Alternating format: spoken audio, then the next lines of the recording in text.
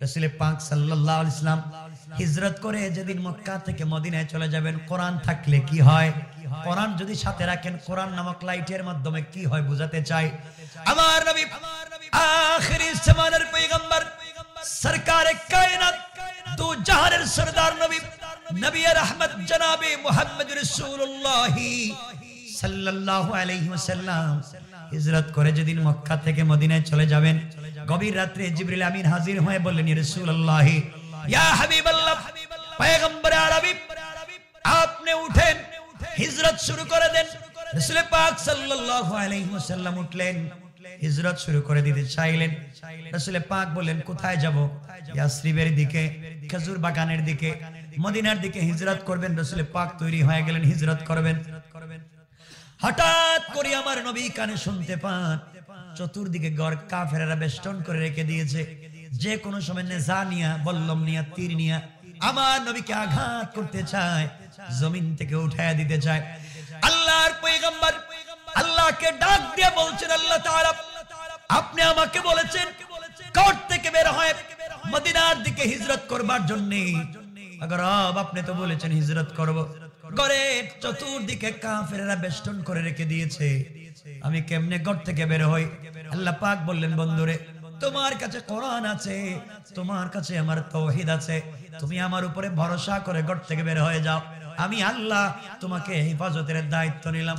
আমার নবী বললেন, আল্লাহ তাআলা আপনি আমাকে হেফাজত করবেন এতে সন্দেহ নাই, ওয়ালাকিন লিয়াতমাইন্না কলবি, কিন্তু অন্তরে প্রশান্তি পাচ্ছি না, কখন জানি আঘাত করে, কখন জানি বাধাগ্রস্ত করে ফেলে। আল্লাহ পাক আমাকে কোনো ওসিলা তৈরি করে দেন যেন আমি আঘাত করতে পারি। আল্লাহ পাক বললেন, বন্ধুরে, তাহলে এক কাজ করো, হাতের মধ্যে বালি নাও, হাতের মধ্যে কঙ্কর নাও, হাতের মধ্যে পাথর নাও, আর কোরআন থেকে তেলাওয়াত করে ওই পাথরগুলা কাফেরদের উপরে নিক্ষেপ করবা, এর মাধ্যমে তোমাকে বাঁচায়া দেব। পয়গম্বর আরবি আল্লাহকে বলছেন, আল্লাহ তাআলা কঙ্কর যদি নিক্ষেপ করি একদিকে যাবে, যেদিকে মারবো ওদিকে যাবে, কাফের তো চতুর্দিকে, একদিকে মারলে অন্য দিকের কাফেররা আমাকে আঘাত করে ফেলবে। আল্লাহ পাক ডাক দিয়ে বলছেন, বন্ধুরে, যারা কোরআন পড়ে আমার উপরে বিশ্বাস করে ঘর থেকে বের হয়ে যায়, তোমার কাজ হলো ঘর থেকে বের হওয়া, আর আমার দায়িত্ব হলো তোমাকে হেফাজত করা। পড়েন সুবহানাল্লাহ। আমার বন্ধুগণ, আমার ভাইরা, বিশ্বনবী কিছু তেলাওয়াত করলেন, হাতের মধ্যে কঙ্কর নিলেন, তার মধ্যে ফুঁক দিলেন, ঘরের দরজা খুললেন, শুধু সামনের দিকে নিক্ষেপ করলেন। হঠাৎ করে রাসূল পাক তাকায় দেখেন, মারলেন সামনের দিকে, চতুর্দিকের কাফেররা চোখ রগড়ায়, চোখে মুছতেছে, বুঝতে পারলেন সবার চোখে পৌঁছে গিয়েছে। রাসূল পাক চলে গেলেন, ঘটনা বলবো না। দীর্ঘদিন পরে আল্লাহ পাক জিজ্ঞাসা করলেন, বন্ধুরে বলো তো, ওই দিন না তুমি বলছিলা একদিকে নিক্ষেপ করলে একদিকে যায়, চতুর্দিকে কাফেররা নেজা নিয়ে বল্লম নিয়ে দাঁড়িয়েছিল, কেমনে বাঁচলা? কে তোমাকে বাঁচালো? আল্লাহ রাসূল বলছেন, আল্লাহ তাআলা, আমি কেমনে জানবো? আপনিই তো বলবেন। আমার আল্লাহ বলেন, বন্ধু তাহলে শোনো, আমা রামাইতা ইযা রামাইতা ওয়ালাকিন্নাল্লাহ রামা।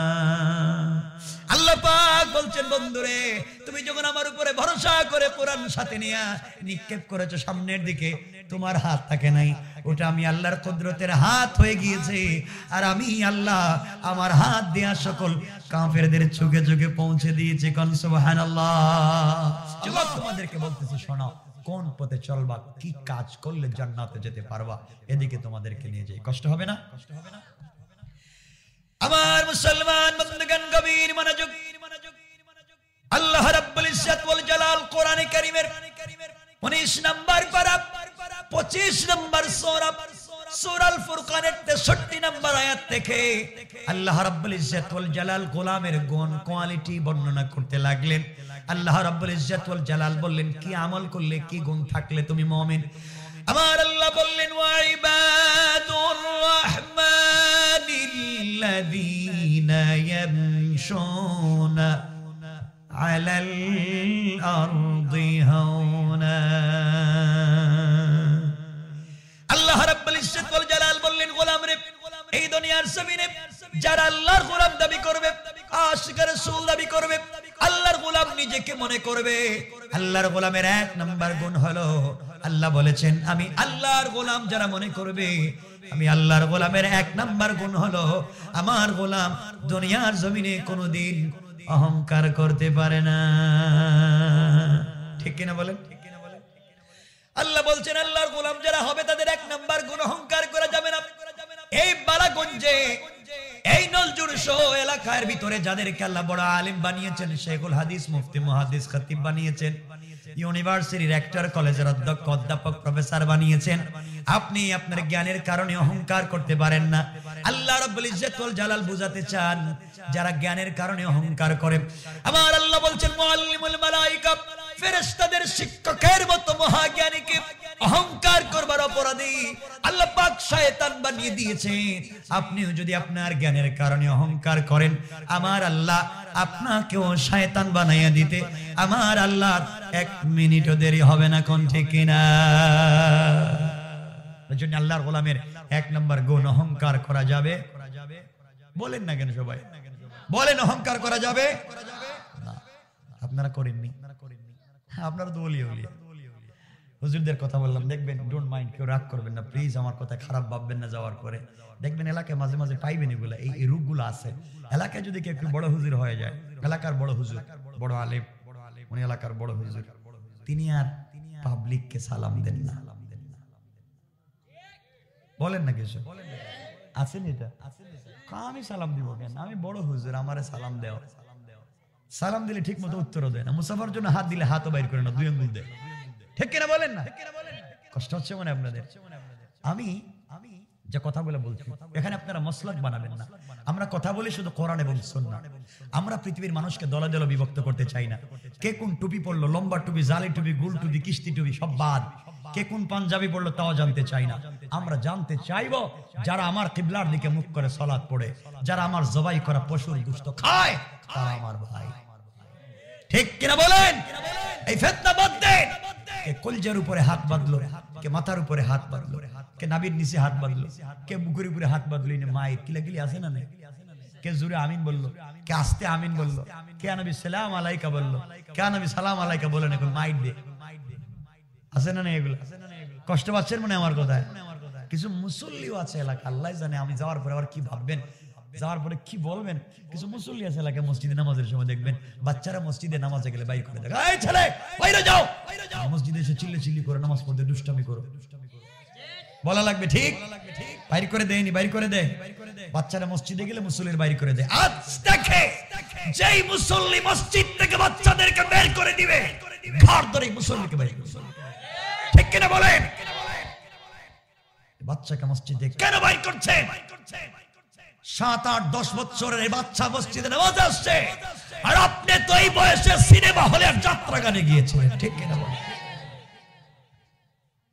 আপনি বাচ্চাকে মসজিদে বাইর করে দেন। তো উলামায়ে কেরাম বলবেন যে সুন্নাত হচ্ছে বাচ্চাদেরকে পিছনে দেওয়া, মুরব্বিদেরকে সামনে দেওয়া। এটা একটা কথা ঠিক আছে, কিন্তু আজকালকের বাচ্চাদেরকে যদি পিছনে দিয়া আপনারা সামনে নামাজ পড়েন, বাচ্চা যদি 4টা হয় তাহলে মনে হইবে আমেরিকা রাশিয়া যুদ্ধ লেগে গেছে। এখন মারামারি, কিলাকিলি, ঠেলা, ইমাম সাহেব সব সূরা বুঝে গেছে। এজন্য এদেরকে পিছনে না দিয়া 2-4 জনের চিপাই চিপাই রাখলে নামাজও হবে, শয়তানিও কমবে। ঠিক কিনা বলেন? বলেন ঠিক কিনা? তোমার আমার নামাজ তো কবুল হয় না। নামাজ পড়ে সুদ খাই, নামাজ পড়ে ঘুষ খাই, নামাজ পড়ে শয়তানি নাফরমানি করি, নামাজ পড়ে আরেকজনের জমি দখল করি, আইল টেলাই 1 হাত ঢুকাই, নামাজ পড়ি না আরেকজনের পুকুরে বিষ ফালাইয়া মাছ মারি। ঠিক কিনা বলেন? আমার নামাজ তো কবুল হবে না। নামাজ তো কবুল হবে বাচ্চাদের উসিলায়। এজন্য বাচ্চাদেরকে বাইর করে দিয়েন না। আমার বন্ধুগণ বলতেছিলাম হুজুরদের কথা। কিছু হুজুর আছে দেখবেন মুসাফার জন্য হাত দিলে হাত দেয় না। আসেনি?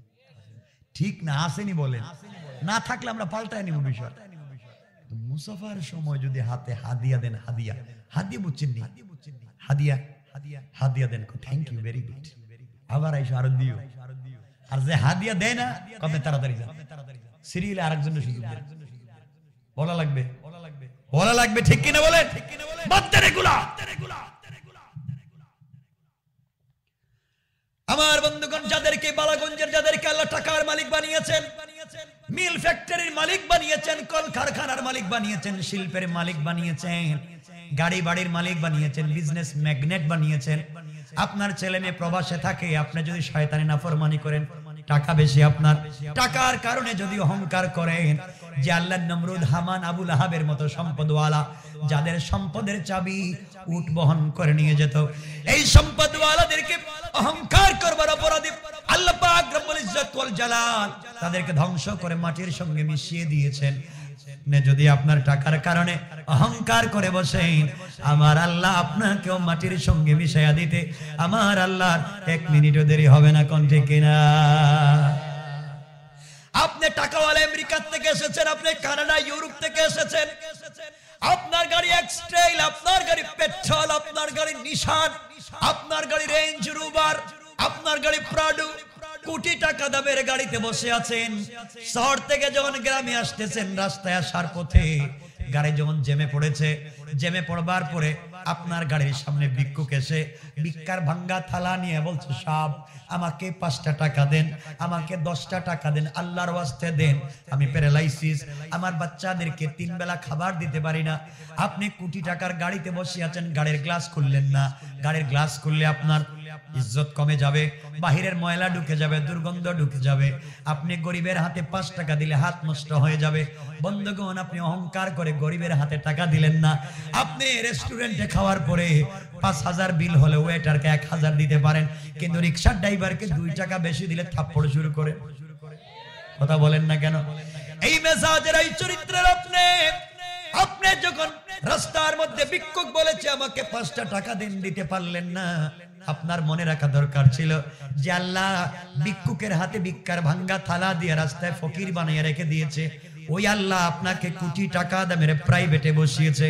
আপনি যদি অহংকার করে বসে, আমার আল্লাহ চাইলে এই ভিক্ষুকের হাত থেকে ভিক্ষার ভাঙ্গা থালা ফেলে দিয়া তাকে সুন্দর জামা পোশাক পরাইয়া, তাকে কোটি টাকা দামের গাড়িতে বসাইয়া, আপনার মতো সম্পদওয়ালা, আপনার মতো সুন্দর জামাওয়ালা লোকটাকে গাড়ির ভিতর থেকে বের করে আপনার হাতে ভিক্ষুকের ভিক্ষার ভাঙ্গা থালা ধরাইয়া রাস্তায় দাঁড় করাইয়া দিতে আমার আল্লাহর 1 মিনিটও দেরি হবে না। কোন ঠিক কিনা? পারবেন নি আল্লাহ? কথা বলছেন না কেন? তাইলে আল্লাহর গোলাম হলে অহংকার করা যাবে। আপনাদের নলজুর কি শুধু গ্রাম নাকি উপজেলা? গ্রাম, উপজেলা বালাগঞ্জ। আপনাদের বালাগঞ্জে খবর নেন, আজ থেকে 50 বছর আগে বহুত লোক ছিল যাদের লক্ষ লক্ষ টাকা ছিল, স্মার্ট বাড়ি ছিল, তার গাড়ি ছিল, এমন টাকা পয়সা ছিল। 50 বছর পরে তার বাচ্চারা এখন মানুষের ঘরে কাজ করে খায়। নাই নাই। আর অনেক লোক ছিল 50 বছর আগে বৃষ্টি দিলে তার ঘর দিয়ে বৃষ্টি পড়তো। আজকে এই লোককে আল্লাহ কোটি টাকার মালিক বানিয়েছে। ঠিক কিনা বলেন? কে বানিয়েছেন? সবাই চিৎকার করে বলা লাগবে, বানিয়েছেন কে? আল্লাহ বানিয়েছেন। কিন্তু সমাজকে আপনারা এত নষ্ট করেছেন। আজ থেকে 50 বছর আগে, এখন যত মসজিদ মাদ্রাসা আগে ছিল না। 50 বছর আগে 2-4 গ্রাম মিলে একটা মসজিদ নাই, 1-2 ইউনিয়ন মিলে একটা মাদ্রাসা নাই। আলেম তো জানাজা পড়াইবার জন্য খুঁজেও পাওয়া যাইতো না। এই অবস্থায় আলেম নাই, মসজিদ নাই, মাদ্রাসা নাই। কিন্তু গ্রামে গ্রামে ঘরে ঘরে যা ছিল, সকালবেলা সকলের ঘর থেকে কোরআনের তেলাওয়াত শোনা যেত। ঠিক বললাম না? ছেলেরা রাস্তায় বের হয়ে আড্ডা দিচ্ছে। এমন সময় গ্রামের কোন মুরব্বী রাস্তা দিয়ে যাচ্ছেন, দেখবার পরে রাস্তা বাদ দিয়া যতক্ষণ চৌকে দেখা যায় ততক্ষণ দৌড়ছে। মায়েরা রাস্তায় বের হয়েছেন, আমাদের দাদিরা নানিরা রাস্তায় বের হয়েছেন, এটা কালো বুরকা পড়ছে, মাথা একটা বড় ছাতা নিছে। এরপরও কোন পুরুষ মানুষকে দেখলে সাইড দিতে দিতে খাদে বুড়ে গেছে। আর আজকালকের মেয়েরা রাস্তা দিয়ে হাঁটে, আর পুরুষদেরকে ধাক্কা দিয়ে ভালো, আরে বুকা এমন হালকা হইলে কি রাস্তা চলা যায়? ফালাই দিস। আজকালকের ছেলেরা এত স্মার্ট হয়েছে, এত আপডেট ডিজিটাল হয়েছে, তারা আজকে দেখবেন বহুত জামাই আছে শ্বশুর বাড়ি গিয়া, জামাই শ্বশুরে গিয়া যে আব্বা আপনার কাছে সিগারেট আছে? নাউজুবিল্লাহ কয় নাই মানো। ছেলে তার বাপ রেখো, আব্বা এটা পাতার বেড়ি থাকলে দিয়ে নাই। এগুলা বলেন না, নাই না আছে। আলেমের অভাব নাই, মসজিদ মাদ্রাসার অভাব নাই, কিন্তু যা হয়েছে মানুষের চরিত্র সংশোধন হয় নাই। আগে চুরি চামারি বেশি ছিল না, এখন বেশি। কথা বলে না? আগে চরিত্র খারাপ মানুষ বেশি ছিল না, এখন বেশি। কেন বেশি? শিক্ষিত বেশি, মসজিদ মাদ্রাসা বেশি। সব হইলে লাভ কি? আদর্শ এখনো সমাজে প্রতিষ্ঠিত হয় নাই। এজন্য আল্লাহর গোলামের 1 নাম্বার গুণ অহংকার করা যাবে, বলেন সবাই যাবে। আল্লাহর গোলামের 2 নাম্বার গুণ আবার আল্লাহ বলছেন ওয়াইদা খাতাবাহুমুল জাহিলুনা ক্বালু সালামা। আল্লাহ রাব্বুল ইজ্জত ওয়াল জালাল বললেন গোলামরে এই দুনিয়ার জমিনে যারা আমি আল্লাহর গোলাম দাবি করবে, আশিক রাসূল দাবি করবে, আমি আল্লাহর গোলামের 2 নাম্বার গুণ হলো আমার গোলামকে কেউ গালি দিলে গালির জবাব দিবে না, আঘাত করলে আঘাতের জবাব দিবে না, মারলে মারের জবাব দিবে না, গীবত শিকায়াত করলে জবাব দিবে না, বরং আমি আল্লাহর গোলাম যারা দুনিয়ার জমিনে হবে, আমার গোলামকে কেউ গালি দিলে গালির জবাবে গালি না দেয়া ওই ব্যক্তির জন্য শান্তি আর সালামতের দোয়া করে যায়, পড়েন সুবহানাল্লাহ। তাহলে আল্লাহর গোলামের 2 নাম্বার গুণ গালি দেওয়া যাবে। কিছু কয় না কেন? গালি দেওয়া যাবে? আপনারা দেননি না, তাহলে মারামারি করে গেল রাস্তা কয় বাইরে তোর বাপের কি আছে আমার বাপের কি দিক গেল করা যাবে। কেউ গালি দিবেন না, মানুষকে সালাম দিবেন ইনশাআল্লাহ, বলেন না ইনশাআল্লাহ। বাসায় বউরে সালাম দেননি নাই, কিছু কয় না কেন? বুঝতে পারলাম না। দেননি কোন না কেন? দেন না কেন? দেন না কেন এটা বলা লাগবে। বউরে সালাম দেন না কেন? কিছু কয় না, শরম। বাপরে একটা দিনও বললে না বউ মাশাআল্লাহ তোমাকে খুব স্মার্ট লাগতেছে, বিউটিফুল স্ট্রাকচার, খুব মাশাআল্লাহ ভালো। বউরে তো নিজের চোখে ভালো লাগে না, শুধু ভালো লাগে পাশের বাড়ির ভাবিরে। ঠিক কিনা বলেন? ঠিক কয় আবার, তোমরা খারাপ চিন্তা করে, খারাপের তো একটা কোয়ালিটি আছে। দেখো ঠিক নিজের বউরে ভালো লাগে না, তাহলে বিয়ে করছিলেন কেন? বিয়ে করার দরকার কি আরেক বেচারার মেয়েরে? এগুলো ঠিক না, এগুলো বললে তো আপনারা কোন খারাপ পাইবেন আমারে। আপনারা যা বলবেন হুজুর বউর বিরুদ্ধে ওয়াজ করেন, মাশাআল্লাহ আমরা হাত দিয়ে দিব বেশি, কিন্তু বউর পক্ষে ওয়াজ করলে তো আপনারা খারাপ পাইবেন। শোনা লাগবে আজকে কিছু। আপনারা বিয়ে করে বউরে কি পাইছেন? কাজের বুয়া বানাইছেন, কাবলা বানাইছেন, বউরে বানাইছে কাজের বুয়া। বউ ঘুম থেকে উঠেই ঘর মুছো, ওয়াশরুম পরিষ্কার করো, টয়লেট পরিষ্কার করো, বাচ্চাদেরকে পরিষ্কার করো, এরপরে গরু ছাগল থাকলে তাও দেখো, হাঁস মুরগ থাকলে তাও দেখো, 14 গোষ্ঠী রান্না করো, নাস্তা রেডি করে দাও, ছেলে মেয়েদের স্কুলে টিফিন তৈরি করে দাও, এদেরকে নিয়ে স্কুলে যাও, আবার এসে দুপুরে খাবার তৈরি করো, মা বাবার খিদমত করো, আত্মীয় স্বজন আসলে তাদেরকেও দেখো, বিকাল বেলা এরপর গরু ছাগল বাসায় উঠাও, হাঁস মুরগ উঠাও, এরপরে রাত্রেবেলা খাইছে কি খাইছে না বউ ঘুমায় গেছে কাজ করতে করতে, আপনি বেচারা আইসা টেবিলে সব খাবার খাইয়া একটা দিন জিজ্ঞাসা করলেন না বউ তুমি কি খাইছো? জেগেছেন? কিছু কয় না কেন? আপনারা এভাবে কেন? বুঝতে পারলেন সমস্যাটা কি আপনাদের? বউরে কেন জিজ্ঞাসা করেন না? বেচারি এত কষ্ট করে। এরপরে বন্ধু বান্ধব নিয়ে খাইতে খাইতে মাছ খাইছে, গুস্ত খাইছে, মাছের মাথা খাইছে, লেজ খাইছে, বউর জন্য শুধুমাত্র আলু রাখছে, তাও কয় তুই সব খাইছিস। এগুলো বাদ দেন, মহিলাদেরকে এভাবে কষ্ট দিবেন না। শুনে রাখেন আল্লাহর ওয়াস্তে নারীদেরকে দিয়ে তো কাজ করাবেন ইসলামের কোন জায়গায় নেই। কেন এদেরকে দিয়ে তো কাজ করান? কাজ আপনি করবেন, বাড়ির কাজ, বোরকা পড়ো দিয়ে দিবেন, হাসে কোন জায়গায় আছে যে বউ আপনারা খেদমত করে খাওয়াইবো, রান্না করে খাওয়াইবো? এটা কইবেন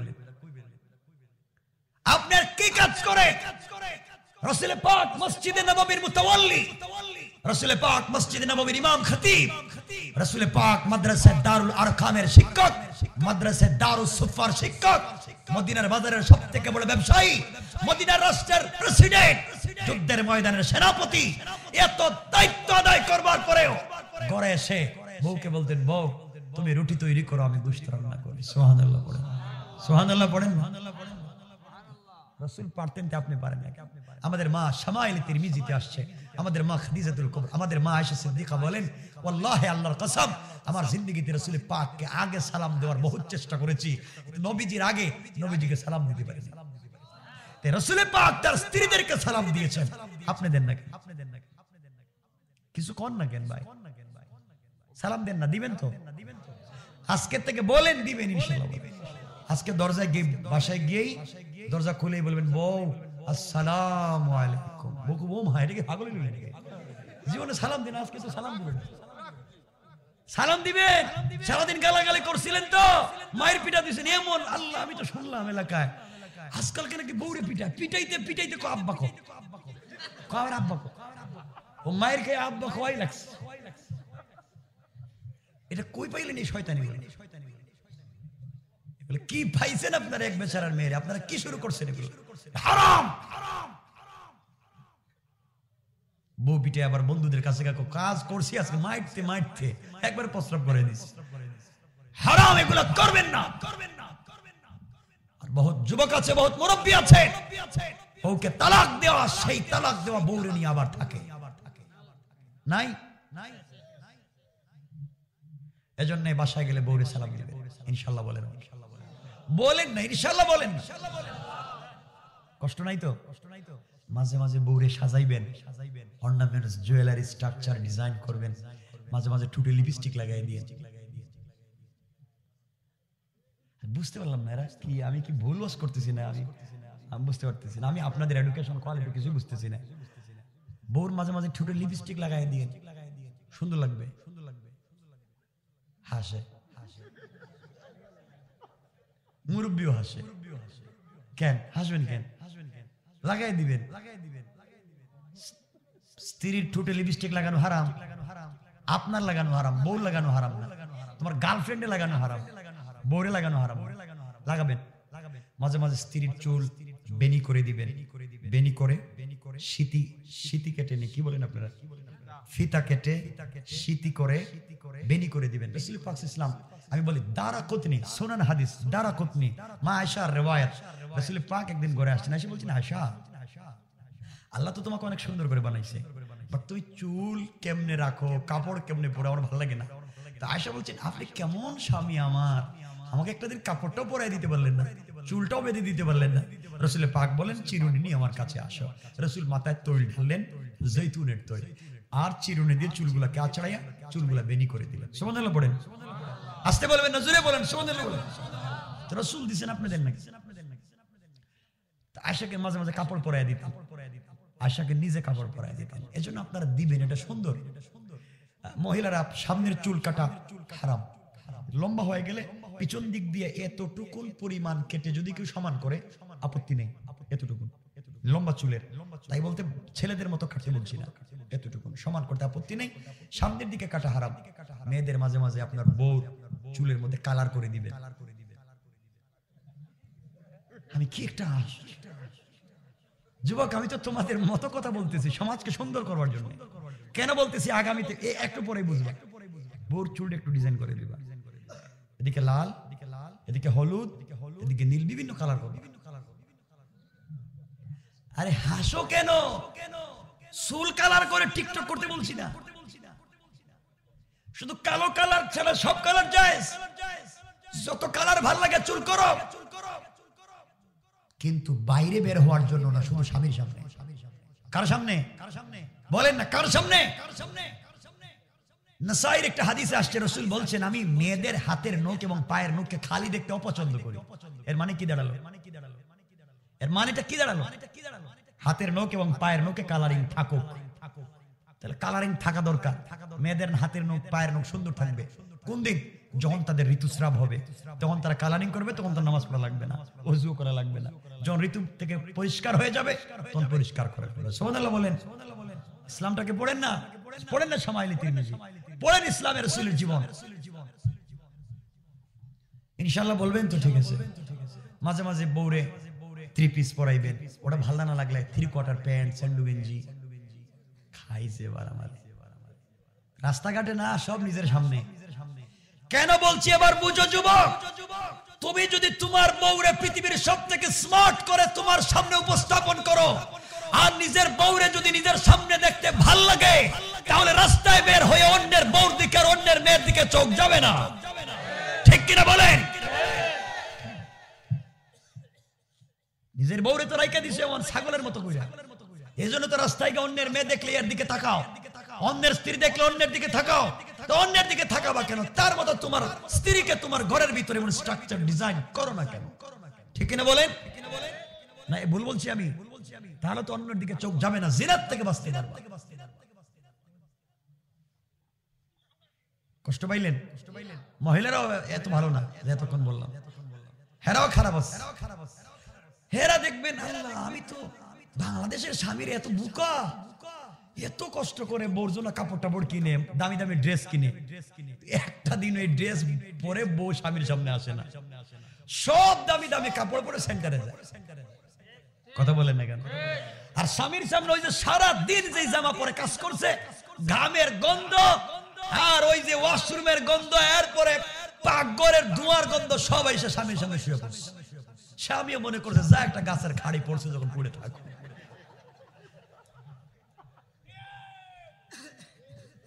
এগুলা সুন্দর না। এজন্য আমি আমার বোনদেরকে বলছি, আমার মায়েদেরকে বলছি, পরিবারকে যদি সুন্দর করতে চাও, স্বামীকে যদি ভালোবাসা বোঝাতে চাও, তাহলে যত স্মার্ট হওয়া যায় স্বামীর জন্য স্মার্ট হবেন। ঘরের ভিতরে একটু সেজে গুজে থাকবেন স্বামীর জন্য, এতে করে স্বামী বারবার অপেক্ষা করে বাইরে থাকলে, ঘরে গেলে স্ত্রীকে কেমন সুন্দর দেখা যায়, তখন রাস্তাঘাটে অন্য মেয়ের দিকে তাকাবে না, পরকীয়াও হবে না। বুঝাইতে পারলাম এতক্ষণে? আমি চাই পরিবারটা সুন্দর হয়ে যাক, আমি চাই ফিতনা ফাসাদ মুক্ত সমাজ হয়ে যাক। এজন্য এতক্ষণ এত কথা বলতেছি। আর মাঝে মাঝে আপনারা কষ্ট পাইতেছেন না, এজন্য আজকে সালাম দিবেন বাসায় গিয়ে। বউর হাতের যে রান্না, বউ যে রান্না করে খাওয়ায়, আজকে পর্যন্ত কি বলছেন বউ তোমার হাতের রান্না যে কি মজা, কি স্বাদ, খুব ভালো লাগে বলছেন? কে রে ভাই, কিছু কয় না কেন এলাকার মানুষ? কি কইছে বলবেন তো? কি দেখেন, যাই না শুই না বলে নাইলে বিপদ আছে, নাহলে ঝামেলা আছে। কিন্তু জানবেন এটা রান্না করছে কে। যেমন আজকে ওয়াজ থেকে গেলেন, ওয়াজ থেকে দরজায় গিয়ে বলছেন বউ আসসালামু আলাইকুম। বউ কমা, এটা আবার কোন দিন পাগল হইলো? জীবনে সালাম দেয় না, ঘরে আইসে আমার মা বাপ 14 গোষ্ঠীর গালি দিয়ে ঘরে ঢুকে আজ থেকে সালাম দিল। আপনি বুঝাইবেন যে আজকে ওয়াজ থেকে গেছে। এরপরে টেবিলে গিয়ে দেখছেন আজকে খুব রান্না, গুস্ত রান্না করা, আপনি সব খাইতেছেন আর বলতেছেন বউ মাশাআল্লাহ আজকে রান্না কি টেস্ট, মন চাইতেছে প্লেট শুদ্ধ ভাঙ্গা খাই ফেলে। বুঝ গেছে ছিটতে। হ্যাঁ কি বললেন? বললাম তো তোমার হাতের রান্না ভালো হয়েছে। বলবেনই তো, 32 বছর থেকে রান্না করে খাওয়াই, জিন্দগিতে আমার হাতের রান্না ভালো লাগে নাই। আর আজকে ওয়াজ উপলক্ষে পাশের বাড়ির ভাবির কাছ থেকে এক পেয়ালা গোশত আনছি, এইটাই তোমার জিভে ভালো লাগছে। তাহলে মাইর লাগে যাইব করে। এজন্য আগে জানা লাগবে এটা রাঁধছে কে। ইনশাআল্লাহ কি রে শেষ করে দিন। এজন্য আল্লাহর ওয়াস্তে এই পথে আমরা যাব, ঘরকে সুন্দর করবো তো ইনশাআল্লাহ। তাহলে 1 নম্বর গুণ অহংকার করা যাবে না, 2 নম্বর গালি দেওয়া যাবে না, বিনিময়ে সালাম দিব ইনশাআল্লাহ বলেন। 3 নম্বর গুণ সংক্ষেপ করে দিলাম। 3 নম্বর গুণ আমার আল্লাহ বলছেন ওয়াল্লাযীনা ইয়াবিতুনা লিরাব্বিহিম সাজ্জাদান ওয়া কিয়ামা। আল্লাহ রাব্বুল ইজ্জত ওয়াল জালাল বললেন গোলাম রে, 3 নম্বর গুণ হলো যারা আমি আল্লাহর গোলাম মনে করবে, আশিক রাসূল দাবি করবে আমি আল্লাহর গোলামের 3 নম্বর গুণ হলো আমার গোলাম বিপদে পড়ে গেলে রুকু করবে, আমি আল্লাহর পায়ে সিজদা করবে, আমি আল্লাহর পায়ে, এক কথায় সাজ্জাদা ওয়া কিয়ামা, আমার গোলাম সিজদা করবে, আমার জন্য দাঁড়াবে, আমার জন্য। সুতরাং আজকালকে যারা আল্লাহর পা ছাড়া পীরের পায়ে সিজদা করে, মাজারে মাজারে গিয়ে সিজদা করে, আল্লাহর কসম তারা আল্লাহর গোলাম হতে পারে না। ঠিক কিনা? এজন্য আল্লাহর গোলামের 3 নম্বর গুণ রুকু সিজদা আল্লাহর পায়ে। 4 নম্বর গুণ সংক্ষেপ করে দিচ্ছি, শুধু নাম বলে যাচ্ছি আর আলোচনার দিকে যাব না। এখানে মাজারের কথা, পুরুষের কথা কিছু বলবো না। 4 নম্বর গুণ আমার আল্লাহ বলছেন ওয়াল্লাযীনা ইয়াকুলুনা রাব্বানা সরিফ আন্না আযাবা জাহান্নাম ইন্না আযাবাহা কানা গরামা। আল্লাহ রাব্বুল ইজ্জত ওয়াল জালাল বললেন গোলাম রে, এই দুনিয়ার জমিনে যারা আমি আল্লাহর গোলাম দাবি করবে, আশিক রাসূল দাবি করবে, আমি আল্লাহর গোলামের 4 নম্বর গুণ হলো সাকারাত শুরু হয়ে যাওয়ার আগে, গারগারা শুরু হয়ে যাওয়ার আগে, কবরে চলে যাওয়ার আগে, মালাকুল মউত পৌঁছে যাওয়ার আগে আজরাইল চলে আসার আগে যে গোলাম গোটা জিন্দেগির গুনার জন্য আমি আল্লাহর দরবারে হাত উঠাইয়া ক্ষমা চাইবে, আমি আল্লাহ কথা দিলাম গোলাম রে তাওবা করতে দেরি হবে গোলাম, তোমার জিন্দেগির গুনাহগুলোকে maaf করে জান্নাতি বলে ফয়সালা করে দিতে আমি আল্লাহর এক মুহূর্ত দেরি হবে না। পড়েন সুবহানাল্লাহ। এই চার গুণ অর্জন করে যারা কোরআনের পথে চলবে আল্লাহ রাব্বুল ইজ্জত ওয়াল জালাল আমার তেলাওয়াতকৃত আলোচ্য আয়াতে বলছেন, আমার আল্লাহ বলছেন আমার তেলাওয়াতকৃত আলোচ্য আয়াতে কিতাবুন আনজালনাহু ইলাইকা লিতুখরিজান নাসা মিনাজ যুলুমাতি ইলান নূর। আল্লাহ রাব্বুল ইজ্জত ওয়াল জালাল বললেন গোলাম এরপরে যদি তোমরা কোরআন নামক ম্যাগনেটার লাইটকে ধারণ করতে পারো তোমাদের কিছুই হবে না, কোনো ক্ষতি হবে না, তোমাদেরকে একটা দিকে নিয়ে যাই, কথা সংক্ষেপ করা লাগবে, সময় নাই।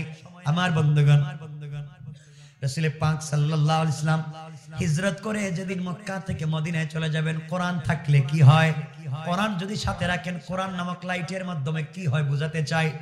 আমার নবী আখিরি জামানার পয়গম্বর সরকারে কায়নাত দু জাহানের সরদার নবী নবী রহমত জনাবে মুহাম্মদ রাসূলুল্লাহ সাল্লাল্লাহু আলাইহি ওয়াসাল্লাম হিজরত করে যেদিন মক্কা থেকে মদিনায় চলে যাবেন, গভীর রাতে জিবরিল আমিন হাজির হয়ে বললেন ইয়া রাসূলুল্লাহ ইয়া হাবিবাল্লাহ পয়গম্বর আরবি আপনি উঠেন হিজরত শুরু করে দেন। রাসূল পাক সাল্লাল্লাহু আলাইহি ওয়াসাল্লাম উঠলেন, হিজরত শুরু করে দিতে চাইলেন। রাসূল পাক বললেন কোথায় যাব? ইয়াসরিবের দিকে, খেজুর বাগানের দিকে, মদিনার দিকে হিজরত করবেন। রাসূল পাক তৈরি হয়ে গেলেন, হিজরত করবেন। হঠাৎ করে আমার নবী কানে শুনতে পান চতুর্দিকে গড় কাফেররা বেষ্টন করে রেখে দিয়েছে, যে কোনো সময় নেজা নিয়া, বল্লম নিয়া, তীর নিয়া আমার নবীকে আঘাত করতে চায়, জমিন থেকে উঠায় দিতে চায়। আল্লাহর পয়গম্বর আল্লাহকে ডাক দিয়ে বলছেন আল্লাহ তাআলা আপনি আমাকে বলেছেন ঘর থেকে বের হয়ে মদিনার দিকে হিজরত করবার জন্য, আগে রব আপনি তো বলেছেন হিজরত করব, ঘরে চতুর্দিকে কাফেররা বেষ্টন করে রেখে দিয়েছে, আমি কেমনে ঘর থেকে বের হই? আল্লাহ পাক বললেন বন্ধুরে তোমার কাছে কোরআন আছে, তোমার কাছে আমার তাওহীদ আছে, তুমি আমার উপরে ভরসা করে ঘর থেকে বের হয়ে যাও, আমি আল্লাহ তোমাকে হেফাজতের দায়িত্ব নিলাম। আমার নবী বললেন আল্লাহ তাআলা আপনি আমাকে হেফাজত করবেন এতে সন্দেহ নাই, ওয়ালাকিন লিয়াতমাইন্না কলবি, কিন্তু অন্তরে প্রশান্তি পাচ্ছি না, কখন জানি আঘাত করে, কখন জানি বাধাগ্রস্ত করে ফেলে। আল্লাহ পাক আমাকে কোনো ওসিলা তৈরি করে দেন যেন আমি আঘাত করতে পারি। আল্লাহ পাক বললেন বন্ধুরে তাহলে এক কাজ করো, হাতের মধ্যে বালি নাও, হাতের মধ্যে কঙ্কর নাও, হাতের মধ্যে পাথর নাও, আর কোরআন থেকে তেলাওয়াত করে ওই পাথরগুলা কাফেরদের উপরে নিক্ষেপ করবা, এর মাধ্যমে তোমাকে বাঁচায়া দেব। পয়গম্বর আরবি আল্লাহকে বলছেন আল্লাহ তাআলা কঙ্কর যদি নিক্ষেপ করি একদিকে যাবে, যেদিকে মারবো ওদিকে যাবে, কাফের তো চতুর্দিকে, একদিকে মারলে অন্য দিকের কাফেররা আমাকে আঘাত করে ফেলবে। আল্লাহ পাক ডাক দিয়ে বলছেন বন্ধুরে যারা কোরআন পড়ে আমার উপরে বিশ্বাস করে ঘর থেকে বের হয়ে যায়, তোমার কাজ হলো ঘর থেকে বের হওয়া, আর আমার দায়িত্ব হলো তোমাকে হেফাজত করা। পড়েন সুবহানাল্লাহ। আমার বন্ধুগণ, আমার ভাইরা, বিশ্বনবী কিছু তেলাওয়াত করলেন, হাতের মধ্যে কঙ্কর নিলেন, তার মধ্যে ফুঁক দিলেন, ঘরের দরজা খুললেন, শুধু সামনের দিকে নিক্ষেপ করলেন। হঠাৎ করে রাসূল পাক তাকায় দেখেন মারলেন সামনের দিকে, চতুর্দিকের কাফেররা চোখ রগড়ায়, চোখে মুছতেছে, বুঝতে পারলেন সবার চোখে পৌঁছে গিয়েছে। রাসূল পাক চলে গেলেন, ঘটনা বলবো না। দীর্ঘদিন পরে আল্লাহ পাক জিজ্ঞাসা করলেন বন্ধুরে বলো তো ওই দিন না তুমি বলছিলা একদিকে নিক্ষেপ করলে একদিকে যায়, চতুর্দিকে কাফেররা নেজা নিয়ে বল্লম নিয়ে দাঁড়িয়েছিল, কেমনে বাঁচলা? কে তোমাকে বাঁচালো? আল্লাহ রাসূল বলছেন আল্লাহ তাআলা আমি কেমনে জানবো, আপনিই তো বলবেন। আমার আল্লাহ বলেন বন্ধু তাহলে শোনো, আমা রামাইতা ইযা রামাইতা ওয়ালাকিন্নাল্লাহ রামা। আল্লাহ পাক বলছেন বন্ধুরে তুমি যখন আমার উপরে ভরসা করে কোরআন সাথে নিয়ে নিক্ষেপ করেছো সামনের দিকে, তোমার হাত থাকে নাই, ওটা আমি আল্লাহর কুদরতের হাত হয়ে গিয়েছে। আর আমি আল্লাহ আমার হাত দেয়া সকল কাফেরদের চোখে চোখে পৌঁছে দিয়েছে। কোন সুবহানাল্লাহ, আল্লাহু আকবার। আর সামনের দিকে যাব না, এখানে রেখে দিলাম, কত অনেক লম্বা। আমার জন্য দোয়া চাই, আপনাদের জন্য দোয়া থাকলো। আল্লাহুম্মা লাকাল হামদু কুল্লু ওয়া লাকাশ শুকরু কুল্লু, নাসআলুকাল খায়রা কুল্লাহু ওয়া নাউযু বিকা মিন শাররি কুল্লি, ইন্নাকা আলা কুল্লি শাইইন কাদির। আসসালামু আলাইকুম।